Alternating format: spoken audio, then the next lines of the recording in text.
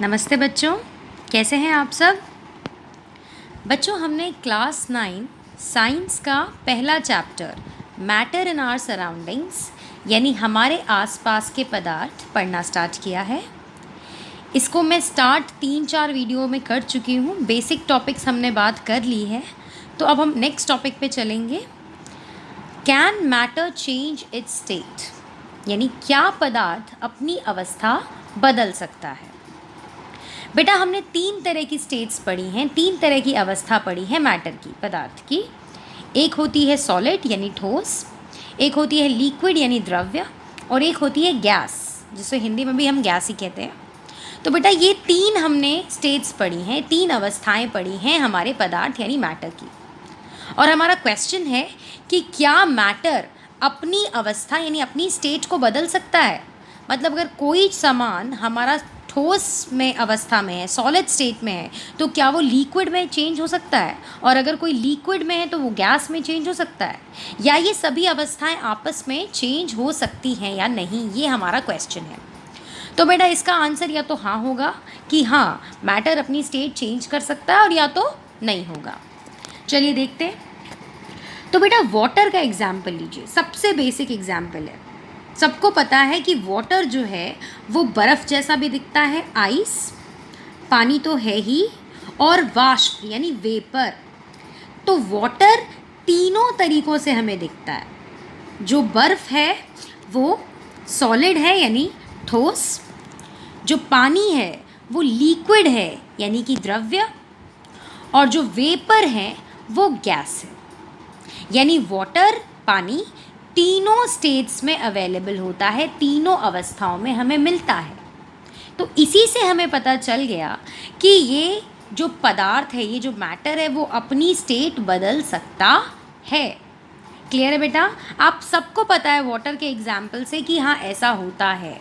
लेकिन अगर मैं वाटर की जगह कोई और एग्जाम्पल लेती, जैसे अगर मैं यहाँ वाटर की जगह कोई गैस एग्जाम्पल ले लेती, जैसे एलपीजी सिलेंडर, जो मैंने इसके पहले वाली वीडियो में बताया था आपको कि एलपीजी जो है वो गैस होती है एक्चुअली, लेकिन सिलेंडर में डालने के लिए हम उसको कंप्रेस करते हैं यानी संपीड़ितता वाला उसका प्रॉपर्टी यूज़ करते हैं, और उसको किस में कन्वर्ट करते हैं, हम उसको लिक्विड में यानी तरल में कन्वर्ट करते हैं।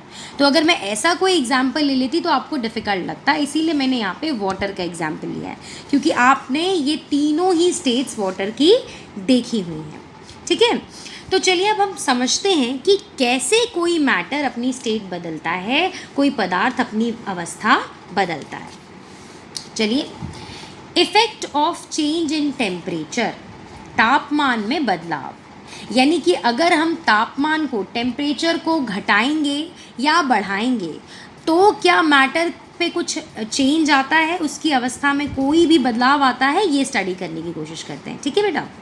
चलिए, अब यहाँ ध्यान दीजिए, ये जो है ये मैंने आइस बनाई है यानी बर्फ़, और ये जो गोले गोले दिख रहे हैं आपको, ये है पार्टिकल्स यानी कण। आपको पता है कि मैटर किससे बना होता है? छोटे छोटे पार्टिकल्स से। पदार्थ कणों से मिलकर ही बनता है। क्लियर?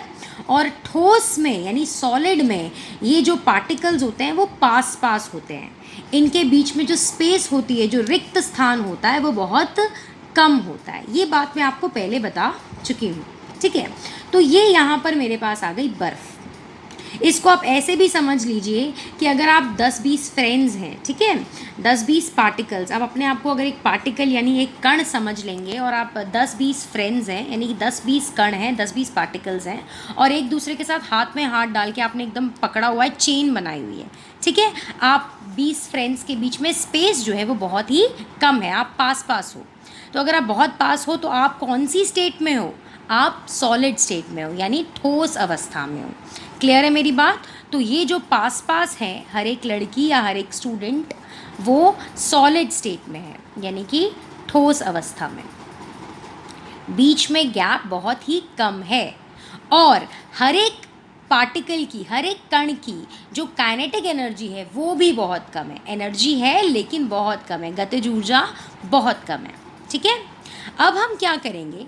अगर हम टेम्परेचर को बढ़ाएंगे यानी तापमान बढ़ाएंगे, यहाँ मैंने लिखा है ऑन हीटिंग, गर्म करने पर तापमान बढ़ेगा, टेम्परेचर इंक्रीज़ होगा। तो बेटा सोच के देखो, अगर आप लोग फ्रेंड्स बिल्कुल पास पास बैठे हुए हो और अगर मैंने टेम्परेचर बढ़ाया यानी गर्मी बढ़ा दी, यानी मान लीजिए मैंने जहाँ पर भी आप लोग हो उसको गर्म करना स्टार्ट कर दिया उस जगह को, तो क्या आप लोग ऐसे ही पास पास एकदम हाथ में हाथ पकड़ के चेन बना के बैठे रहेंगे? थोड़े टाइम तक बैठे रहेंगे, ज़रूर है, ये बात तो फैक्ट है कि थोड़े टाइम तक तो ये पार्टिकल्स भी एक दूसरे से बॉन्ड बना के रहेंगे। जैसे हमने पढ़ा था कि इनके बीच में क्या होता है, अट्रैक्शन होती है, यानी आकर्षण बल है। तो जैसे ही हम गर्म करना स्टार्ट करेंगे तो एकदम से तो ये बल नहीं टूटेगा, एकदम से तो ये अट्रैक्शन नहीं ख़त्म होगा। धीरे धीरे जैसे जैसे हम टेम्परेचर और बढ़ाएंगे तब इनके बीच का जो अट्रैक्शन है, पार्टिकल्स के बीच का जो अट्रैक्शन है, आकर्षण है, वो धीरे धीरे कम होना शुरू होगा। जाहिर है गर्मी बढ़ेगी तो आपने जो भी एक दूसरे का हाथ पकड़ा हुआ है वो धीरे धीरे बहुत ज़्यादा एक पॉइंट पर आने के बाद आप हाथ एक दूसरे का हाथ छोड़ देंगे, करेक्ट। तो क्या होगा, जो पार्टिकल पहले पास पास थे वो पार्टिकल्स गर्म होने पर दूर दूर जाएंगे, क्लियर। और आपको पता है कि ये जो कंडीशन है, ये जो सिचुएशन है वो तरल अवस्था की है, यानी कि लिक्विड स्टेट की है। यानी ये जो बर्फ़ था वो गर्म करने पर वाटर बन गया। क्यों बन गया? क्योंकि टेम्परेचर इंक्रीज़ किया तो इनकी पार्टिकल्स की काइनेटिक एनर्जी यानी गतिज ऊर्जा बढ़ी। गतिज ऊर्जा क्यों बढ़ी? क्योंकि इनके बीच में जो आकर्षण था, जो स्ट्रेंथ था, अट्रैक्शन, वो कम होना शुरू हो गया गर्मी बढ़ने पर, टेम्परेचर बढ़ने पर। अगर मैं और गर्म करूँ तो क्या होगा? आपको पता है वाटर को और गर्म करने पे क्या होता है, वो वेपर बन जाता है, यानी भाप, वाष्प बनता है ना, और वाष्प बन के उड़ना शुरू कर देता है, गैस फॉर्म में आ जाता है ना। यानी ये एक दूसरे से दूर दूर तो हैं, पर अगर मैं और गर्म करूँ तो बिल्कुल आप जो पार्टिकल्स मैंने बताया ना, आप क्या हो, अपने फ्रेंड्स का आपने अभी तक सिर्फ हाथ छोड़ा है, और गर्म करने पर तो आप रूम छोड़ के भाग जाओगे, है ना, ऐसा ही करोगे ना। अगर मैं और गर्म करूँ तो ये पार्टिकल्स बहुत दूर दूर हो जाएंगे। और ये कंडीशन किसकी है?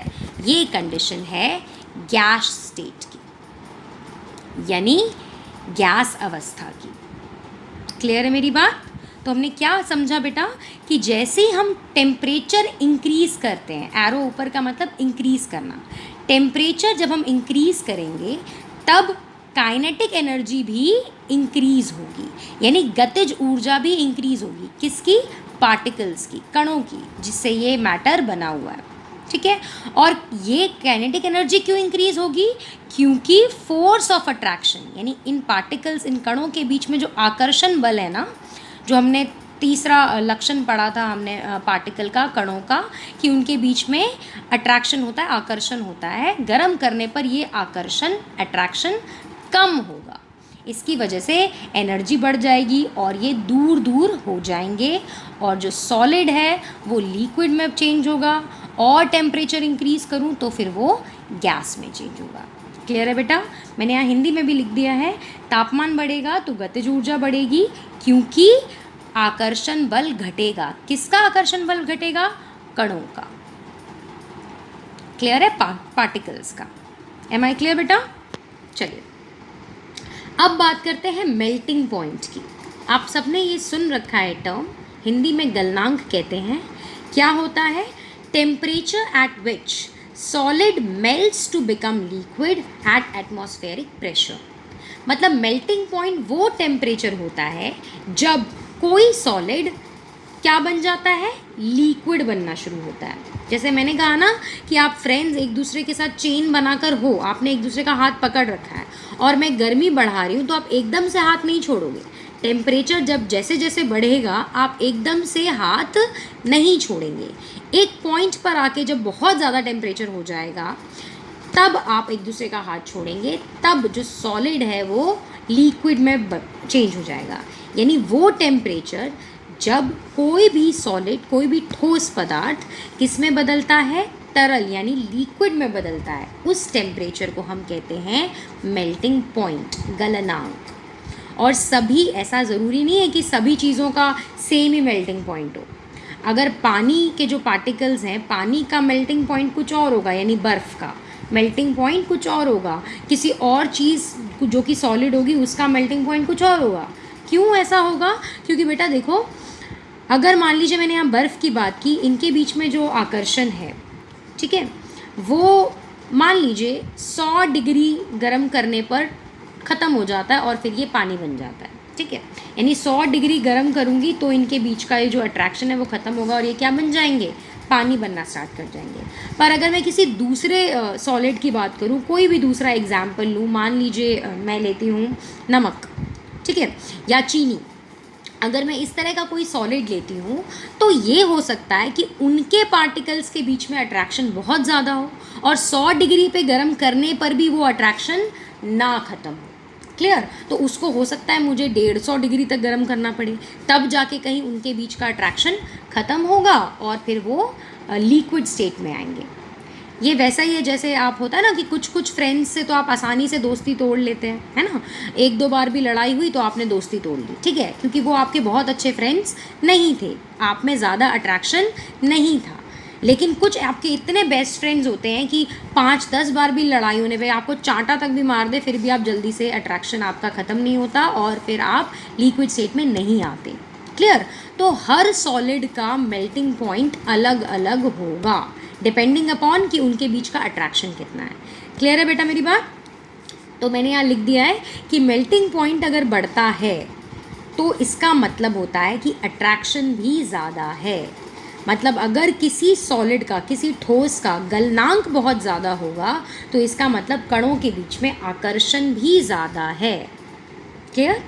मतलब अगर किसी एक ठोस को मैं बहुत गर्म कर रही हूँ, बहुत ज़्यादा टेम्परेचर दे रही हूँ, तब जाके वो मेल्ट होना शुरू होता है। इसका मतलब उस सॉलिड के जो पार्टिकल्स थे, उस सॉलिड के जो कण थे, उनके बीच में अट्रैक्शन बहुत ज़्यादा थी, इसीलिए वो जल्दी से टूट नहीं रहे थे और जल्दी से लिक्विड स्टेट में नहीं आ रहे थे। क्लियर है बेटा मेरी बात? तो आज की वीडियो में हमने क्या क्या पढ़ा कि क्या मैटर अपनी स्टेट चेंज कर सकती है? हाँ, बिल्कुल कर सकती है। सॉलिड लिक्विड में चेंज हो सकता है, लिक्विड गैस में चेंज हो सकता है। इसको हम उल्टा भी कर सकते हैं, गैस को लिक्विड में भी चेंज कर सकते हैं, लिक्विड को सॉलिड में भी चेंज कर सकते हैं, जो कि बड़ा अच्छा एग्जाम्पल है। आप पानी ही डालते हो ना फ्रिज के अंदर और पानी क्या बन जाती है? बर्फ़। यानी ये आपस में उल्टा भी हो जाता है। गर्म करेंगे तो सॉलिड से लिक्विड बनेगा, ठंडा करेंगे तो लिक्विड से वापस सॉलिड बनेगा। क्लियर है मेरी बात?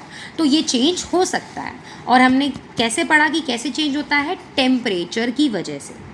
टेम्परेचर को बढ़ाने से सॉलिड लिक्विड में, लिक्विड गैस में। और अगर मैं उल्टा करूँ, टेम्परेचर को कम कर दूँ तो गैस जो है वो लिक्विड में होगा और लिक्विड जो है वो सॉलिड में चेंज हो जाएगा। एम आई क्लियर बच्चे? तो आज की वीडियो में बस इतना ही। इससे अगले टॉपिक्स हम नेक्स्ट वीडियो में करेंगे। ओके बेटा, थैंक यू।